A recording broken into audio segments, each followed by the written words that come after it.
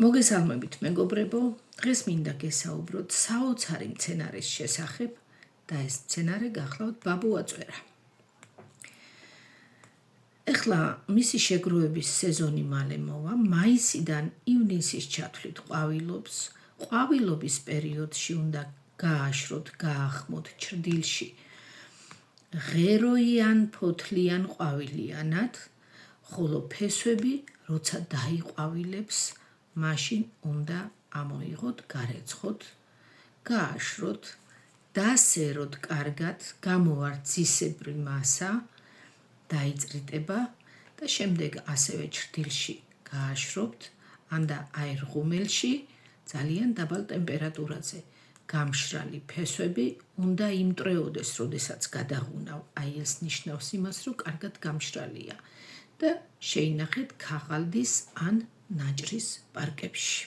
არავითარი ცელოფანი. საერთოდ ასე უნდა ინახებოდეს ქაღალდის ან ნაჭრის პარკებში მცენარეული ნედლეული. რატომ არის ეს მცენარე იდეალური და განსაკუთრებული? იმიტომ რომ მისი ყველა ნაწილი გამოიყენება. გამოიყენება ფოთოლიც, ღეროც, ყვავილიც და ფესვიც. შეგიძლიათ საკვებში მწვანილთან ერთად შეურიოთ, შეგიძლიათ სალათის სახით გააკეთოთ ან სალათებში შეურიოთ, შეგიძლიათ გამოიყენოთ ნახარშის სახით, შეგიძლიათ ჩაის სახით გააკეთოთ. არსებობს მისი ყვავილებისგან მომზადებული თაფლი.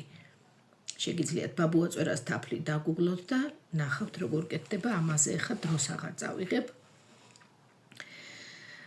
ბაბუაწვერას ნახარში და ნაყენი გამოიყენება ძირითადად კუჭ-ნაწლავის დაავადებების დროს, დაწყებული გასტრიტიდან, დამთავრებული კენჭოვანი ქოლეცისტიტით. ჰეპატიტებზე გამოიყენება, კოლიტზე გამოიყენება. მას აქვს საფაღარათო მოქმედება, ამიტომ არ შეიძლება მისი გამოყენება, როდესაც პაციენტს აქვს დიარეა. სხვა შემთხვევაში, აი შეკრულობის შემთხვევაში პირიქით წამალია და უნდა მიიღოთ მისი ნახარში ან ჩაი ჭამამდე 30 წუთით ადრე, დღეში 3-ჯერ 4-ჯერ. ძალიან კარგია თირკმლის სხვადასხვა პათოლოგიების დროს. მე ვცდილობ ახლა დეტალებში არ შევიდე, იმიტომ რომ მოკლე ვიდეო მინდა ჩავწერო. დანარჩენი ყველაფერი შეგიძლიათ Google-ში მოძებნოთ ჩვეულებრივ, ან რუსულ საიტებზე, ან ქართულ საიტზე, ნუ ვისაც ინგლისური ესმის ინგლისურ საიტებზე. ძალიან კარგია ბაბუაწვერას ნახარში სისხლის პათოლოგიების დროს, განსაკუთრებით ანემიების დროს.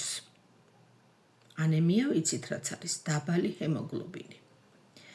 დაუძლურებულ პაციენტებს უხდებათ, აი ენერგიის ნაკლებობა რო აქვთ, უმადობა რომ აქვთ, ანდა ჩაიტარეს ქირურგიული ჩარევა, აქვთ წოლითი რეჟიმი და არიან დაუძლურებულ გამოფიტულები. აი მათ ძალიან უხდებათ ჩაის სახით რომ მიიღონ.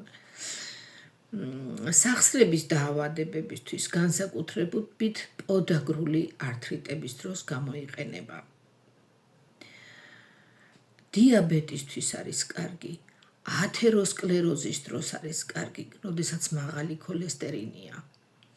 და ბოლოში მოვიტოვე, ეს ჩემი მიგნება არ არის და მსოფლიოში ცნობილია, რომ ბაბუაწვერას ფესვებს აქვს ანტისიმსივნური მოქმედება, ძალიან უხდება სარძევე ჯირკვლის და პროსტატის კიბოთი დაავადებულ პაციენტებს. ეს არ ნიშნავს, რომ ონკოლოგის დანიშნულება შეცვალოთ ან გამოტოვოთ, არა. იმის ზემოდან დამატებით შეგიძლიათ მიიღოთ ბაბუაწვერას ფესვების ჩაი, ხანგრძლივად.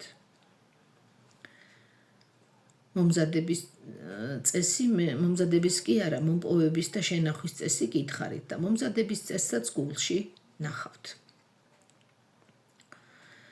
რას აკეთებს? სხვადასხვა გამოკვლევებმა, კლინიკურმა კვლევებმა ცხადყო, რომ ბაბუაწვერას ფესვების ჩაი ან ნახარში უფრო ძლიერია, იწვევს სიმსივნური უჯრედების განადგურებას და ხელს უშლის მეტასტაზირების პროცესს, ანუ გავრცელების პროცესს. კლავს და ანადგურებს მხოლოდ სიმსივნურ უჯრედებს და ჯამრთელ უჯრედებს ტოვებს უცვლელად. აი ეს არის საინტერესო. ქიმიოთერაპია ხო ყველა უჯრედს ანადგურებს, ჯამრთელსაც იმასთან ერთად. აი ეს აკეთებს ასეთ საოცარ საქმეს. ასე რომ ეხლა სეზონი მოდის და გულმა არ მომითმინა, რომ არ ჩამეწერა ეს ვიდეო, ვისაც გაქვთ სოფელი, აგარაკი, მიწის ნაკვეთი, ყველგან სარეველასავით იზრდება ბაბუა წვერა, შეგიძლიათ მოაგროვოთ, აუცილებლად, ეს აუცილებელი პირობაა, რომ გზიდან კარგად მოშორებული ადგილებიდან უნდა აიღოთ, ეს კი არა ნებისმიერი მცენარე. გზასთან ახლოს არ შეიძლება მცენარეების შეგროვება, სადაც დადიან მანქანები, იმიტომ რომ ის გამონაბოლქვი, რასაც გამოყოფს მანქანა, შეიცავს მძიმე მეტალებს, ეს არის საწამლავი, ტყვია და სხვადასხვა რაღაცები შედის და ეს მცენარეები ხომ სუნთქავენ, შეიწოვენ და ინახავენ თავის თავში აი ამ საწამლავს. არასდროს არ მიიღოთ მცენარეები სამკურნალოდ და საკვებად, რომლებიც გზის პირებში არის მოპოვებული. აი ეს მინდოდა ჩემო კარგებო მე თქვა, შეგახსენეთ, ბევრმა იცის, ბევრმა არასრულად იცის, კოსმეტოლოგიაშიც გამოიყენება, ვისაც ეგზემა აწუხებს და აკნე აწუხებს, აი ეს ჩაის ნახარს რომ გააკეთებთ, მთლიანი მცენარე ჩააგდეთ, თავის ფესვებიან, თავის ყვავილიან ფოთლიანად, კარგად მოხარშეთ, 1-20 წუთი ხარშეთ, შემდეგ გააციეთ და ამაში დასველებული დოლბანდებით გაიკეთეთ დღეში რამოდენიმეჯერ კომპრესები. გარეგანად სახის კანსაც უხდება, ეგზემასაც უხდება, აკნესაც უხდება, სხვათა შორის უხდება ძნელად შეხორცებად ჭრილობებს და ჩირქოვან ჭრილობებს განსაკუთრებით, ასევე დამწრობას. მოკლედ, საოცარი მცენარეა, არ ვიცი, ისეთი ფართო სპექტრი აქვს და მთლიანად გამოიყენება თავიდან ბოლომდე არის სამკურნალო. აი ეს მინდოდა მე თქვა, უпроსტად შემეხსენებინა, იმიტომ რომ ბევრისთვის ცნობილია, არ გამოგეპაროთ მისი მოპოვების ვადები, გააკეთეთ, შეინახეთ ზამთრისთვის და ჩათვალეთ, რომ ერთი სერიოზული წამალი, ერთი არა, ბევრი სერიოზული წამალი სახლში გექნებათ.